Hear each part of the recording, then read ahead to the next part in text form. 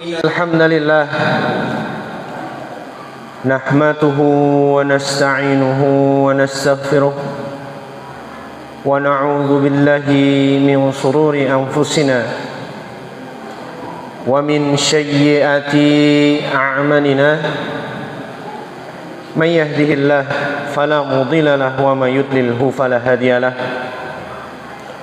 أشهد أن لا إله إلا الله وحده لا شريك له وأشهد أن محمدا عبده ورسوله لا نبي بعده رضيت بالله ربا وبالإسلام دينا وبمحمد صلى الله عليه وسلم نبيا رب اشرح لي صدري ويسر لي أمري واحلل عقدة من لساني يفقهوا قولي. Yang terhormat kepada seluruh unsur pimpinan cabang Muhammadiyah Laksono beserta pimpinan Aisyah cabang Laksono, begitu juga dengan ortom-ortomnya baik Nasihatul Aisyah, Pemuda Muhammadiyah, Ikatan Pelajar Muhammadiyah, HW, Tapak Suci, dan lain-lainnya. Dan tidak lupa yang kami hormati pula baik pengurus Masjid Nurul Iman dan juga para bapak lan ibu, para jamaah yang hadir pada malam ini, yang semoga dimuliakan oleh Allah Subhanahu wa taala. Alhamdulillah alladzi bi ni'matihi tatimmus shalihat. Segala puji hanya bagi Allah Azza wa Jalla yang alhamdulillah bapak lan ibu dalam kondisi cuaca hujan kados niki alhamdulillah masih wonten yang menggerakkan hatinya untuk tetap hadir dalam masjid ini untuk bermajlis ilmu. Di sisi lain juga yang masih dalam suasana Agustusan, ada yang tontonan dan lain sebagainya, dalam kondisi hujan pun tetap terlaksana. Maka bapak dan ibu alhamdulillah yang tetap bisa menghadiri majelis ilmu pada malam hari ini di masjid ini yang mulia. Semoga Allah betul-betul mencatatkan setiap langkah yang bapak ibu lakukan untuk berangkat ke masjid niki dicatat oleh Allah Subhanahu wa taala sebagai pahala. Dan tentunya bersyukurnya kita kepada Allah Subhanahu wa taala salah satunya adalah dengan menggunakan nikmat itu untuk berupaya mendekatkan diri kepada Allah Subhanahu wa taala. Salawat serta salam semoga tetap tercurah kepada uswah hasanah kita Nabiullah Muhammad sallallahu alaihi wasallam, yang semoga salawat ini senantiasa terus bersambung pada keluarga, para sahabat dan juga para pengikut-pengikutnya. Bapak dan ibu sekalian, para jamaah yang dimuliakan oleh Allah Subhanahu wa taala, di musim seperti ini hujan panas, mugi-mugi bapak ibu sehat semua, diberikan kekuatan untuk melakukan aktivitas maupun ibadah, dan diberikan taufik oleh Allah Subhanahu wa taala di setiap kesempatan untuk bisa melakukan ketaatan. Sami sehat sedanten nggih Bapak Ibu.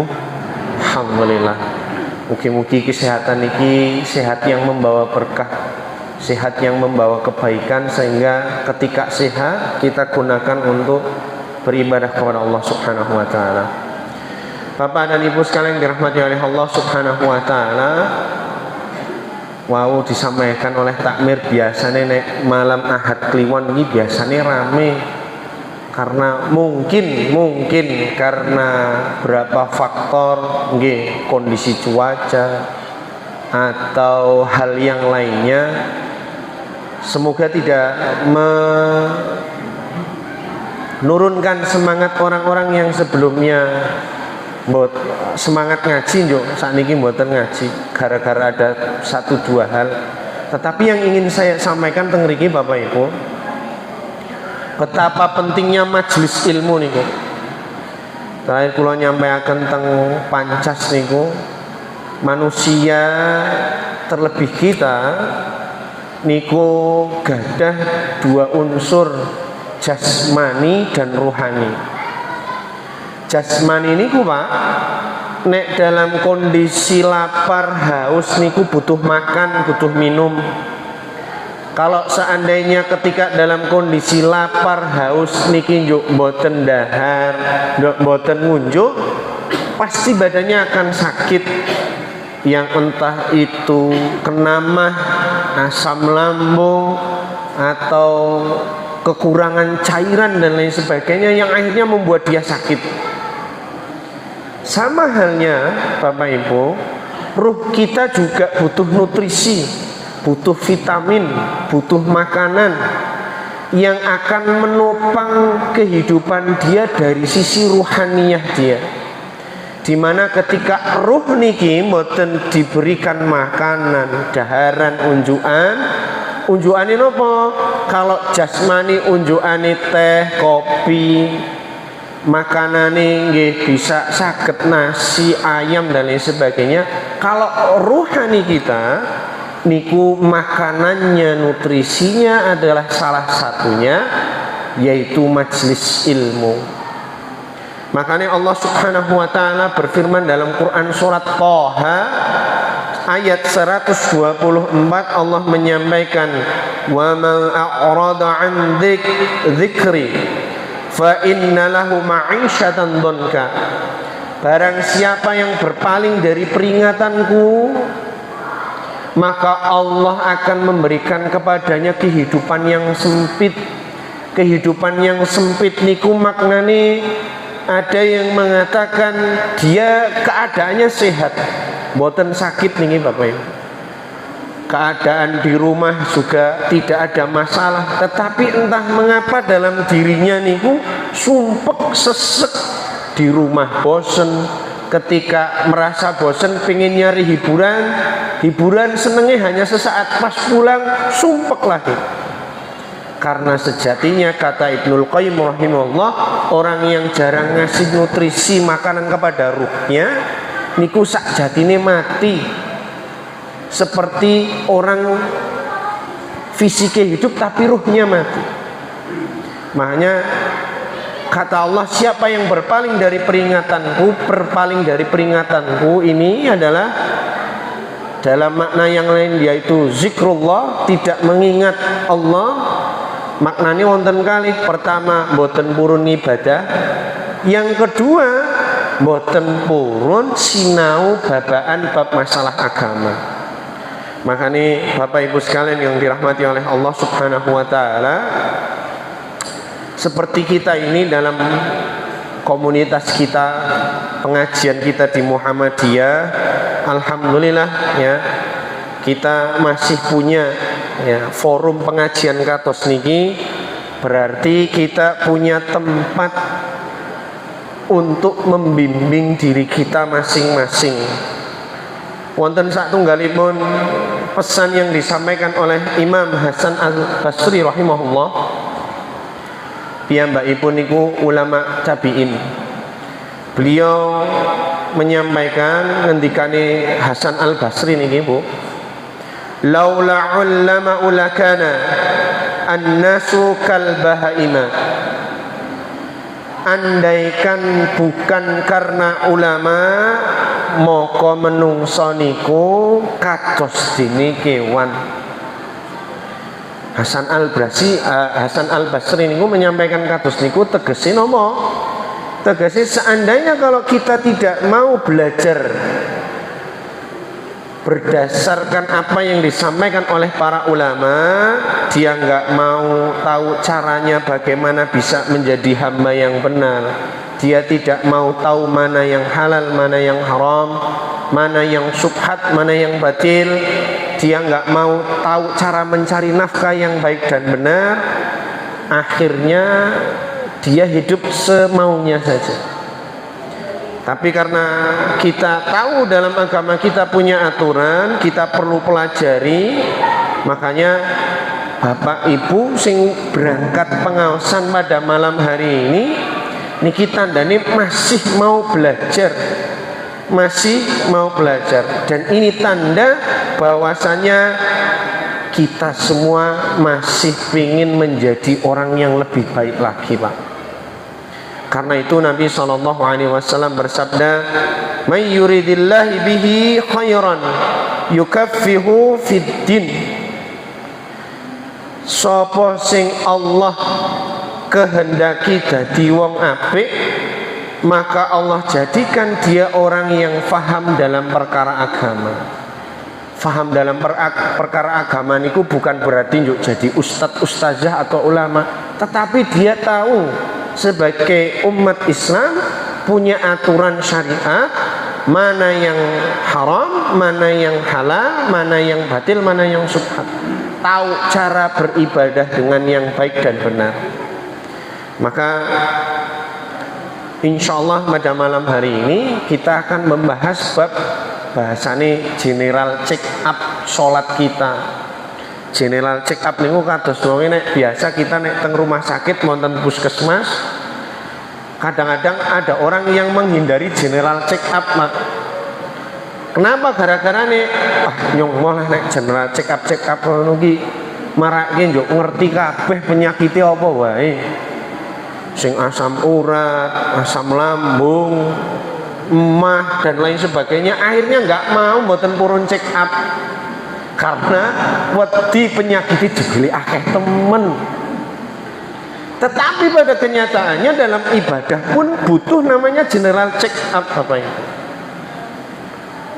Seperti yang akan kita bahas pada malam hari ini, yaitu bab masalah pun sehat nopo dereng sholati kita selama ini. Makanya kalau dalam materi agama, kalau kita mau belajar niku ada dua hal, Bapak Ibu. Yang pertama, kita belajar materi baru. Yang kedua, kita menambah materi yang sudah pernah kita pelajari. Maksudnya kula niku ngeten, Bapak Ibu.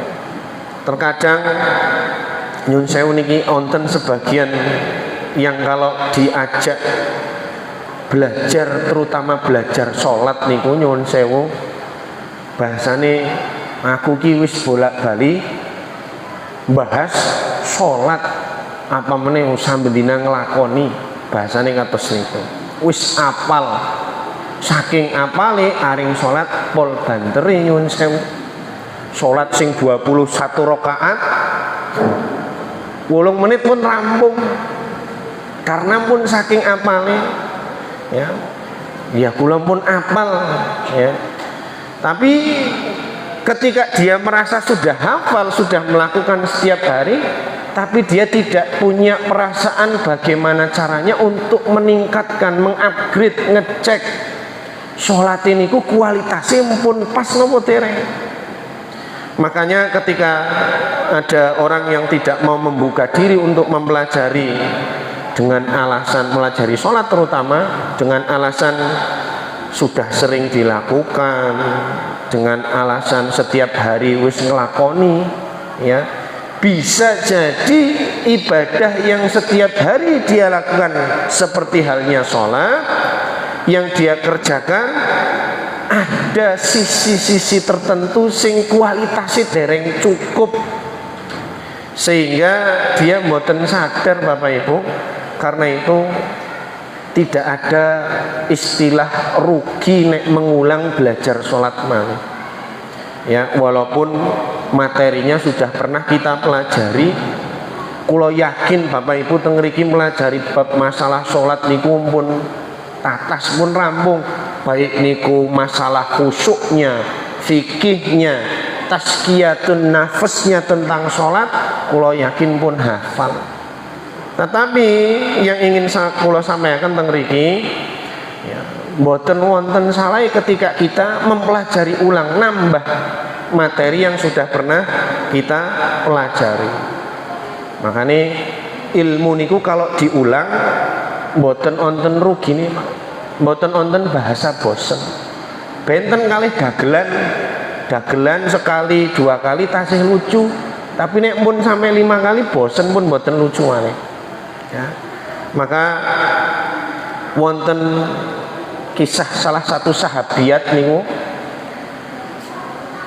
kalau Nabi niku sering sekali kalau ceramah niku ngulang-ulang Bapak Ibu, diulang-ulang sampai para sahabat niku hafal.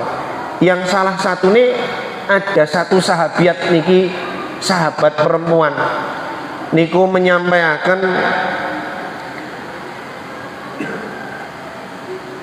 dia tidaklah hafal surat Qaf kecuali dari lisan Nabi Shallallahu Alaihi Wasallam ketika menyampaikan khutbah Jumat. Jadi Nabi niku ketika khutbah saking seringnya menyampaikan tentang surat Qaf, sahabat niki hafal saking seringnya.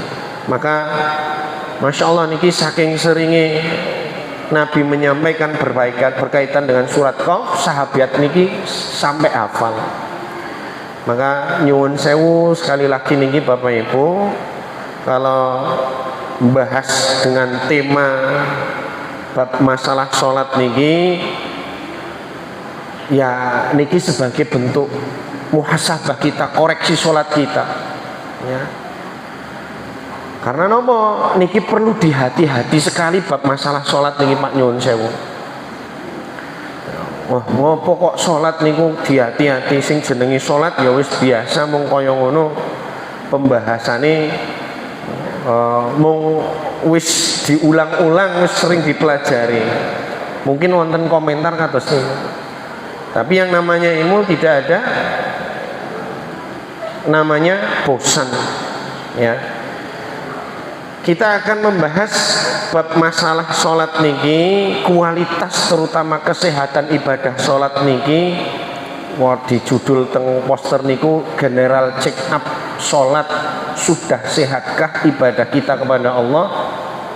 Kenapa kok perlu dibahas terutama bab masalah sholat niki, Pak?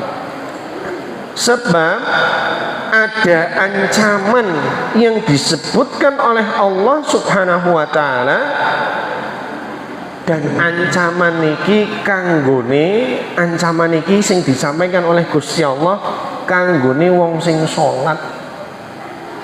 Lah pripun niki wong sholat kok malah diancam kali Gusti Allah. Nah, ancaman niki kanggone wong sholat niku kados napa? Kok wong sholat malah diparingi ancaman? Ayate nggih, kula yakin Bapak Ibu sedaya niku pun hafal. Napa ayate? Fawailul lil musallin. Cilaka wong sing salat. Cilaka wong sing salat. Alladzina hum an salatihim sahun, yaitu orang-orang yang lalai dalam salatnya. Jadi sahun di potongan terakhir ayat niku sahun, saha. Nah niki mulai masuk bab masalah penting ini, Bu. Ini sebagai tafsir nanti ayat niku maknane kados napa? Alladzina hum an salatihim sahun. Saha punika teng ayat niki dalam bahasa Arab, saha niku artine lupa Bapak Ibu. Saha niku artine lupa. Dan dalam bahasa Arab, dalam kaidah bahasa Arab, saha niku dibagi ada dua macam. Ada dua macam. Kalau sahanya niku wonten huruf jar an, ya, niku artinya melupakan, ya, artinya melupakan, melalaikan, ya, yang dilakukan intinya dilakukan dengan sengaja, ya, ngeremehno, tidak perhatian, ya, digawe sak-sae, asal-asalan dan seterusnya. Ya, niki namine sahaan. Ya, jadi lupa saha niku dalam bahasa Arab wonten dua. Yang pertama saha, wonten huruf jere an sahaan niku artine tegese melupakan dengan sengaja, asal-asalan, nglalekno dan lain sebagainya. Nah, sing kaping kalih niki namane sahafi. Sahafi napa tegese? Sahafi niku lupa namun tidak sengaja, Bapak Ibu. Lupa tidak sengaja. Kalau tadi sahaan niku mancen sengaja lupa, tapi nek sahafi niku mboten sengaja. Contohnya napa? Lali jumlah rakaat, lali mboten tasahud awal, lali bacaan ruku nggih sujud, bacaan sujud nggih ruku. Nah niku nalikane ruku macane sujud, nalikane sujud macane ruku. Dan seterusnya. Ya, dari dua jenis niki Bapak Ibu, sahaan kali sahafi, mana yang hukumnya diharamkan? Cek pundi Bapak Ibu? Sahaan apa sahafi? Sahaan, melupakan dengan sengaja. Tapi kalau sahafi, ya, sahafi boleh napa mboten? Boleh. Karena niki termasuk manusiawi, jumlah rakaat dan lain sebagainya. Bahkan Nabi SAW niku pernah lupa dalam sholatnya, nalikane Nabi SAW niku ceritane sholat duhur nopo sholat asar niku, pas sholat, nah harusnya kan 4 rakaat, tapi niki jamaah sing teng belakang niku merhatikan kok 2 rakaat pun salam Nabi. Maka ketika selesai Nabi salam langsung dikejar oleh sahabat dan ditanyakan oleh sahabat niki kepada Nabi, ya Rasulullah, apakah sholatnya dikosor atau panjenengan niku sedang lupa? Maka Nabi mempertanyakan sahabat niku, loh emangnya kenapa? Maka sahabat ini menjawab, jenengan niku wau arek sholat cuman 2 rakaat. Sholat asar nopo sholat zuhur niki harusnya 4 rakaat, malah hanya 2 rakaat. Sehingga Rasulullah SAW sebagai seorang nabi pun beliau bisa lupa karena beliau manusia. Sehingga setelah selesai disampaikan oleh sahabat itu, Nabi melengkapi, menyempurnakan sholat sing kurang 2 rakaat wau. Maka Nabi menyampaikan, innama ana basyarum mislukum ansya kama tansawna fa idza nasitun fadzakkiruni. Nabi menyampaikan pada para sahabat ketika niku Bapak Ibu, ketika beliau lupa, nyampaikan kepada para sahabat, aku iki ya menungso podo karo jenengan-jenengan, menyampaikan kepada para sahabat, aku iso lali katose awakmu iso lali. Maka Nabi menyampaikan, saya juga manusia biasa, saya juga bisa lupa sebagaimana kalian lupa. Maka ketika aku lupa, maka tolong diingatkan, ya. Sehingga seorang nabi pun, Nabi Muhammad SAW yang beliau seorang nabi tapi manusia, tetap statusnya tidak hilang, akan tetap bisa mengalami yang namanya sahafi niki mau. Jadi lupa saha niku dalam bahasa Arab artine lupa wonten 2 jenis, sahaan kalih sahafi. Kalau sahaan niku niat lupa mancen sengaja, kalau sahafi niku mboten sengaja. Nah, maka sahafi niku tidak berdosa, sedangkan sahaan wau melalaikan, melupakan, maka dia berdosa. Karena itu ada seorang ulama niki, ini termasuk ulama tabi'in yang bernama Atha bin Dinar. Ya, Atha bin Dinar niki menika ya piyambake mendika, alhamdulillahilladzi qala an salatihim sahun walam yakul fi salatihim sahun. Atau bin Dinar niki menyampaikan segala puji hanya bagi Allah. Allah berfirman, fawailul lil musallin alladzina hum sholatihim sahun. Tegasin apa? Allah tidak berfirman alladzina hum fi sholatihim sahun. Maka andaikan niki nyuwun sewu antara sahaan kali sahafi wau, ketika Allah berfirman menyampaikan kepada kita nek sholat ora entuk lali, kira-kira niki Pak nyuwun sewu kita sering melanggar napa mboten? Sering melanggar napa mboten Pak? Nek misale sholat niki atau bindinan menyampaikan alhamdulillah, Allah menyampaikan niku dalam firman-Nya fawailul lil musallin alladzina hum an sholatihim sahun, bukan fi sholatihim sahun. Seandainya Allah berfirman nek mboten oleh kelalen dalam sholat niku, kita pasti sering melanggarnya ketika sholat. Contohnya napa wau Nabi sendiri pun bisa sholat 4 rakaat jadi 2 rakaat ya. Maka hampir kadang setiap sholat niki nyuwun sewu Pak Bu, pikiran niku nggih teng pundi-pundi, visike teng masjid nggih, tapi pikirane pun mlayu-mlayu teng pundi-pundi, sing masak, sing teng pasar, sing teng kandang dan lain sebagainya, sehingga kadang membuat lupa jumlah rakaat ya. Bahkan nyuwun sewu kadang sholat subuh sing 2 rakaat mawon wonten sing saged lupa sholat subuh niki lho Pak. Tapi yang namanya wau sahafi niki wau nggih tidak dilarang, sebab yang namanya lupa niku manusiawi. Nah, namun di sana tadi yang pertama sahaan niku wau Pak Bu.